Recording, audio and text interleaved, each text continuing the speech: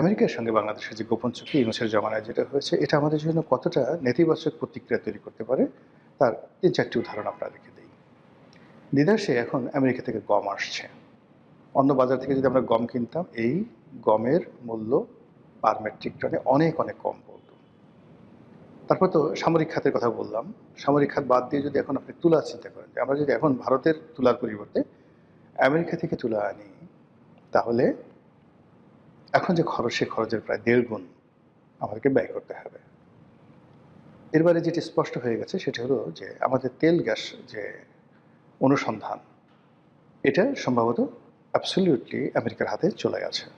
সমুদ্রে তেল গ্যাস অনুসন্ধান, এবং আগেই যে আমেরিকান কোম্পানি শেভরন, তারা বাংলাদেশের গ্যাস ক্ষেত্রের অলমোস্ট 80% তারা নিয়ন্ত্রণ করে এখন।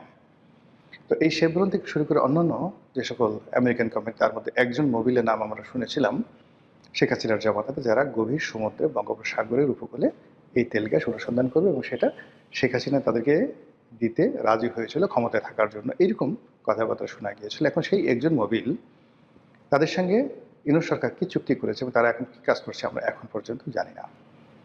নতুন সরকার ক্ষমতা আসার পরে যখন এই যে ফুয়েল ক্রাইসিস হলো, এই ফুয়েল ক্রাইসিসের সময়টিতে আমরা খুব সহজে অনায়াসে রাশিয়া থেকে তেল কিনতে পারতাম।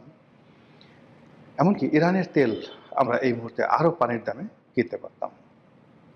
কিন্তু ইরান তো দূরের কথা, রাশিয়া থেকে যে আমরা তেল কিনবো, এটার জন্য আমরা অনুমতি চেয়েছি আমেরিকার, ওই যে বাণিজ্য চুক্তি অনুযায়ী। আমেরিকা অনুমতি এখনও দেয়নি।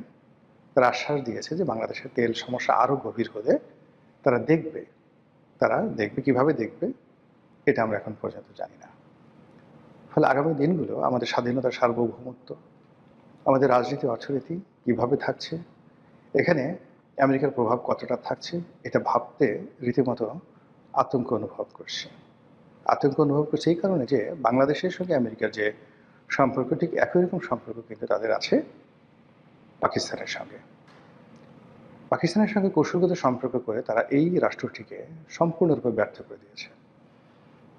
আপনারা জানেন যে 1955 বা 1960 সাল পর্যন্ত পুরো এশিয়ার মধ্যে পার ক্যাপিটা ইনকাম এবং জিডিপি, এই দুটো ক্ষেত্রে পাকিস্তানের সমকক্ষ কোনো রাষ্ট্র ছিল না। এমনকি আপনি যদি বলেন চীন, তারপর কোরিয়া, মানে উত্তর কোরিয়া না, দক্ষিণ কোরিয়া, সিঙ্গাপুর, মালয়েশিয়া, তারপর জাপান, এর কোনো দেশই পাকিস্তানের ধারের কাছে ছিল না আপ টু 1960।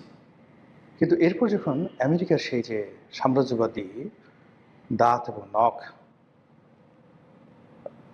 ভারতের সাথে পাকিস্তানকে লাগিয়ে দিয়ে, আফগানিস্তানের সঙ্গে পাকিস্তানে লাগিয়ে দিয়ে, বেলুচিস্তানের মধ্যে অশান্তি সৃষ্টি করে, তারা যেইভাবে পাকিস্তানের মেরুদণ্ড ভেঙে দিল, অর্থনৈতিক মেরুদণ্ড ভেঙে দিল, সেই ভাঙা মেরুদণ্ড নিয়ে আর দাঁড়াতে পারেনি।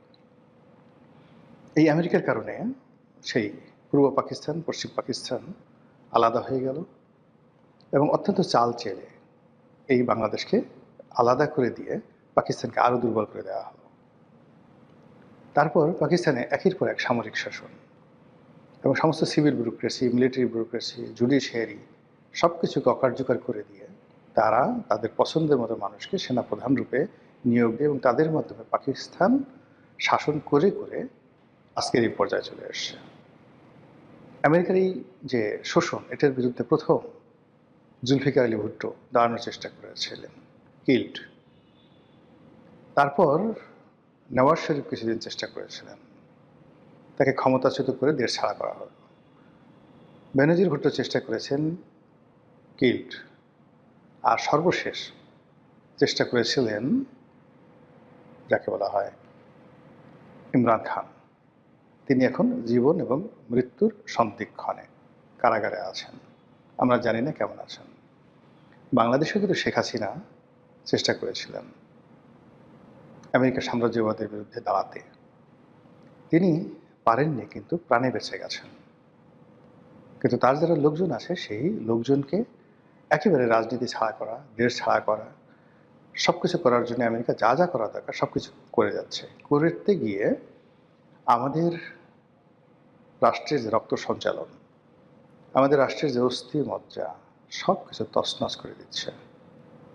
তাহলে আগামীতে আমরা কিভাবে দাঁড়াবো, কিভাবে হাঁটাচলা করব, কিভাবে সম্মুখে আগাবো, এমনকি কিভাবে মারা যাব, সেই বিষয়গুলো হয়তো আমেরিকার তদারকিতে চলবে।